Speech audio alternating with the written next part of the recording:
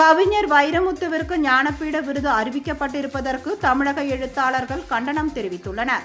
இது தொடர்பாக தமிழக எழுத்தாளர்கள் வெளியிட்டுள்ள கூட்டு கண்டன அறிக்கையில், இந்திய இலக்கிய சூழலில் மிக முக்கியமான அங்கீகாரமாக கருதப்படும் ஞானபீட விருது தகுதியான படைப்பாற்றலுக்கும் மானுட அறத்திற்கும் சமூக விழுமியங்களுக்கும் சான்றாக வழங்கப்பட வேண்டும். அத்தகைய உயரிய விருதின் மதிப்பும் அதன் பின்னால் உள்ள தார்மீக பொறுப்பும் சிதையாமல் பாதுகாக்கப்பட வேண்டும் என்பது ஒவ்வொரு இலக்கியவாதியின் எதிர்பார்ப்பாகும். இந்நிலையில் கவிஞர் வைரமுத்துவிற்கு அறிவிக்கப்பட்டிருப்பது அந்த விருதின் நீண்டகால புகழுக்கும் தமிழ் இலக்கிய மரபுக்கும் இழைக்கப்படும் அவமதிப்பு என தமிழ் அறிவுலகம், எழுத்தாளர்கள் மற்றும் சமூக நல ஆர்வலராகிய நாங்கள் கருதுகிறோம் என்று தெரிவித்துள்ளனர். இது படைப்பாளியின் எழுத்தைப் போலவே அவனது வாழ்வும் சமூகத்திற்கு முக்கியமானது.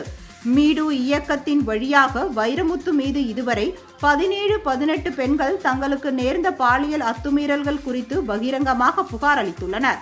இத்தகைய நீண்டகால தார்மீக கரைகள் படிந்த ஒருவருக்கு சமூகத்தின் கௌரவமான விருதை வழங்குவது பெண்ணுரிமை பேசும் நவீன சமூகத்திற்கு முரணான செயலாகும் என்றும் கூறியுள்ளனர்.